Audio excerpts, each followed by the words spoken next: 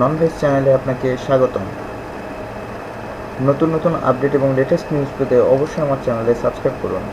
ধন্যবাদ। সাফাতের জন্মদিনে ভার্জিন মেয়ে উপহার দিতে চেয়েছিল নাইম আশরাফ। বনানীর রেন্ট্রি হোটেলে ধর্ষকের নাটের গুরু নাইম আশরাফ ওরফে হাসান মোহাম্মদ হালিম আরও অনেক মেয়ের সম্ভ্রমহানি করেছে এই নাইম। সাফাতের জন্মদিনে ফুর্তি করার জন্য প্রফেশনাল না এমন নারী সঙ্গ চেয়েছিল সে। সাফাতও তাকে বলেছিল জন্মদিনে যেন ভার্জিন মেয়ে উপহার দেওয়া হয় তাকে। সে লক্ষ্যেই 7 মার্চ থেকে টার্গেট করা হয়েছিল বিশ্ববিদ্যালয়ের 2 ছাত্রীকে। টার্গেট অনুসারে রেন্ট্রিতে রুম নেওয়া হয়। ওই 2 তরুণী হোটেল কক্ষে আসার আগেও পর্যায়ক্রমে সেখানে কয়েক তরুণীর সঙ্গে কক্ষে অন্তরঙ্গ সময় কাটিয়েছে তারা। এ সময় নাইম আশরাফ ছাড়াও সাফাতের কয়েক বন্ধুকে হোটেলে ডেকে আনা হয়েছিল। হোটেল কক্ষে বসেই মদ পান করেছিল তারা। নির্যাতিতা এক তরুণী জানিয়েছেন, হোটেল কক্ষে মদের গ্লাস এগিয়ে দিয়েছিল নাইম আশরাফ।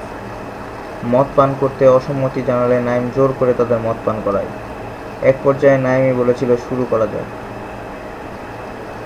তখন 2 তরুণী বাধা দিলে তাদের সঙ্গী বন্ধু চিকিৎসকের গার্লফ্রেন্ডকে গ্যাংরেপ করা হবে বলে হুমকি দেয়। এমনকি ওই তরুণীর হাত ধরে কাছে টেনে আনে নাইম। ওই চিকিৎসক তখন কান্নাকাটি করে তার বান্ধবীকে রক্ষা করতে চায়।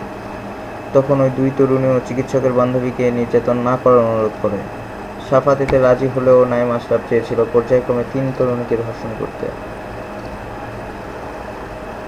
সাফাতের নির্দেশে শাহরিয়ার ওই তরুণীর অন্য কক্ষে আটকে রাখে। তদন্ত সংশ্লিষ্টরা জানান, জিজ্ঞাসাবাদে সাফাত জানিয়েছে তার বন্ধু সাদমান সাকিফি ওই 2 তরুণীকে পরিচয় করিয়ে দিয়েছিল 7 মার্চ একটি অনুষ্ঠানে। অবশ্য তার আগেই তরুণীদের চিনত নাইম আশরাফ। জন্মদিনের কয়েকদিন আগে গত 26শে মার্চ সাফাতের কেনা রেঞ্জ রোভার গাড়িতে লং ড্রাইভে যায় সাফাত আহমেদ ও নাইম আশরাফ। গাড়িতে বসে পরিকল্পনা করেছিল 2 তরুণীকে হোটেলে নিয়ে আসার। নাইম আশরাফের কয়েক ঘনিষ্ঠজন জানিয়েছেন, এরকম অনেক ঘটনা ঘটিয়েছে Naim Ashraf. Event management firm মেকার্সে কাজ করার সুবাদে সহজেই মডেল অভিনেত্রী উপস্থাপিকাদের সঙ্গে সখ্য গড়ে তুলত, কিন্তু কেউ কোনো অভিযোগ করেননি, যে কারণে তার সম্পর্কে বিস্তারিত জানা যায়নি। নাইম আশরাফের নির্যাতনের শিকার হয়েছেন এমন অনেকেই আছেন, কিন্তু একজন মডেল জানিয়েছেন একই কায়দায় মদ পান করিয়ে তার সঙ্গে অশালীন আচরণ করেছিল নাইম আশরাফ। ঘটনাটি ঘটেছিল গত বছরের 10 মার্চ রাতে। ঢাকার আর্মি স্টেডিয়ামে সেদিন চলছিল অরিজিৎ সিং সিম্ফনি অর্কেস্ট্রা শিরোনামের কনসার্ট। ওই কনসার্টে ডেকে এনে গাড়িতে করে কাজের কথা বলেই তাকে বনানীর একটি হোটেলে নিয়ে যাওয়া হয়েছিল। প্রথমে যেতে না চাইলেও নাইমের প্রতি বিশ্বাস থাকায় সেখানে গিয়েছিলেন। নাইম আশরাফের এক বন্ধু জানিয়েছেন, নাইম আশরাফ ইভেন্ট ম্যানেজমেন্টের কাজ করেন, এই সুবাদে তাদের সঙ্গে পরিচয়। তার অতীত সম্পর্কে কোনো ধারণা ছিল না তাদের, তবে এ ঘটনার পর তার সম্পর্কে অনেক তথ্য পেয়েছেন তারা। একইভাবে সাফাতের সাবেক স্ত্রী মডেল পিয়াসা বলেছেন, নাইম আশরাফ একটা ভণ্ড প্রতারক। সে অনেক মেয়ে সর্বনাশ করেছে। তদন্ত করলে এরকম আরও অনেক তথ্য পাওয়া যাবে। ভালো পোশাক, পরিচ্ছন্ন চেহারার আড়ালে নাইম আশরাফ একজন ধূর্ত প্রতারক। প্রতিষ্ঠিত ব্যক্তিদের সঙ্গে কৌশলে সম্পর্ক গড়ে ফায়দা হাসিল করে সে। নিজেকে আওয়ামী লীগ নেতা হিসেবে পরিচয় দিয়ে থাকে বিভিন্ন স্থানে।